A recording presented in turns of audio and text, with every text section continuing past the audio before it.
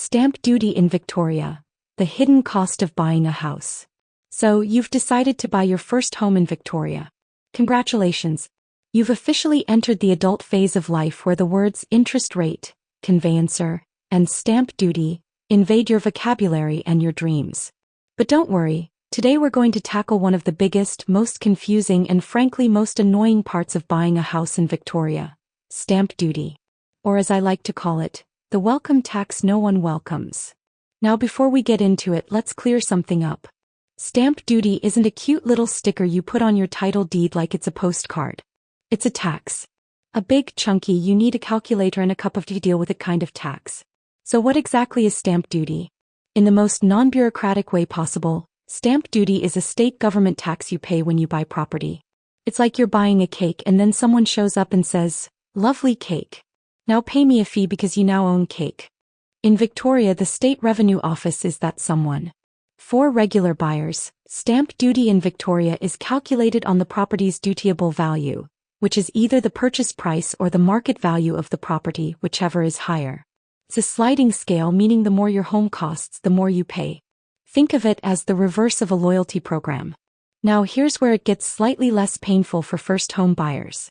The Victorian government, in its infinite generosity, offers stamp duty concessions and exemptions if you meet a few conditions. Cue the angelic music and the scent of fresh government paperwork. If you're buying your first home and it's valued at $600,000 or less, you may be eligible for a full stamp duty exemption. That's right, zero zilch nada. The government actually lets you keep some of your money. Probably so you can spend it on overpriced furniture and questionable renovation decisions. But wait, if your first home is valued between $600,001 and $750,000, you're still eligible for a concession, just not a full exemption. The higher your price creeps up towards $750,000, the less concession you get, like watching your Uber rating drop after that one bad night out. Of course, these goodies come with conditions. This isn't Oprah's house giveaway. You need to meet the following criteria. 1. You must be at least 18 years old. Sorry, baby property moguls. 2. You or your partner must never have owned property in Australia. 3. The home must be your principal place of residence for at least 12 continuous months, starting within 12 months of settlement. 4. The property must be in Victoria. So no buying a beach shack in Queensland and claiming a Melbourne subsidy. Now let's talk real numbers without the time references. Suppose you're buying a property worth $650,000. Under the concession, instead of paying the full whack of stamp duty, which would normally be around $34,070, you could pay something closer to $11,000. Still a hit, but not a knockout punch. Here's another twist. You still need to apply for this exemption or concession. It's not automatic, which is a bit like being told you've won a prize, but only if you fill out 12 forms and submit 3 proof-of-life photos. Now let's introduce a character. Let's call him Ravi. Ravi is 28, has saved up every cent while living with his parents, eating 2-minute noodles and pretending to enjoy DIY YouTube workouts. He finally finds a cozy 1-bedroom apartment in Carlton worth $590,000. Ravi's jumping with joy because he knows he qualifies for the full stamp duty exemption. But just as he's about to break into celebratory dancing at his local Bunnings, he finds out the bank requires a 20% deposit, legal fees, moving costs, mortgage insurance, and he has to furnish the place. Suddenly, Ravi's dreams are looking more like a budget spreadsheet than a celebration.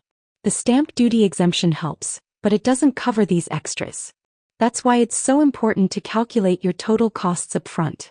Not just what you pay for the home, but what you'll fork out for everything that comes with it, including the tax office's lunch money. Let's now talk about how you pay stamp duty. When you buy a property in Victoria, your conveyancer or solicitor usually handles the paperwork, and the stamp duty is paid to the State Revenue Office.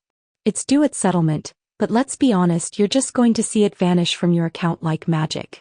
Except it's not magic. It's bureaucracy.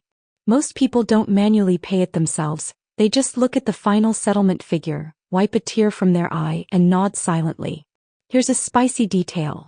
You can't add stamp duty to your loan. It must come from your own funds. That means your savings take the hit, not your mortgage. Kind of like being mugged, but politely. And don't go thinking you can sneak your way around it. The government knows. They always know. They even have a stamp duty calculator on the State Revenue Office website that will show you your fate. Plug in the numbers and watch your hopes sink or soar if you're lucky. Now let's say you're buying off the plan.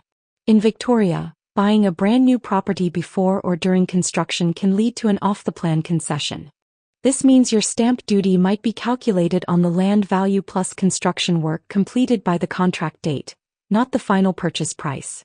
It's like buying an unfinished burrito and only being charged for the tortilla. This can save thousands. But it's only available if you're going to live in the property. So investors buying 10 apartments to rent out? Nice try. Alright, time for the juicy bits. What happens if you fake it? Let's say you tell the government you're living there, get the exemption, and then Airbnb your property to backpackers named Sven and Natalia. Well, if the SRO finds out, not only will they make you repay the stamp duty in full, but they'll throw in interest and penalties. Yes, the government has a sense of humor and it's dark. Oh, and don't even think about skipping the principal place of residence requirement. You must actually move in. Changing your mailing address and having your mum say you live there doesn't count. They might check utilities, enrollment, even your dog's vet records. These folks mean business. Now how do you apply? This is the thrilling part, paperwork. Actually, most of it is done online through your conveyancer or through the SRO portal. You'll need your contract of sale, proof of identity, and probably 15 other documents that you lost somewhere between your important stuff folder and the fridge magnet. Let's not forget about conveyancers. These glorious, underappreciated champions are the real MVPs of the home buying game. They will whisper sweet nothings to the bank, make sure you don't sign your soul away, and yes, they handle stamp duty paperwork. Always use one. And what about other hidden fees? Besides stamp duty, you've got transfer fees, mortgage registration fees, title insurance, pest inspections, and legal fees. So yes, stamp duty is just one ingredient in this deliciously expensive recipe. But for first home buyers in Victoria, there's hope. Real, genuine financial help if you play your cards right, stay honest, and fill out your forms correctly. Buying your first home is stressful. It's emotional. It's thrilling. It's slightly nauseating. But knowing how to navigate the stamp duty maze makes the journey a little easier, and maybe even a little fun if you've got a dark sense of humor and like decoding government websites. So to sum up, stamp duty is a property tax.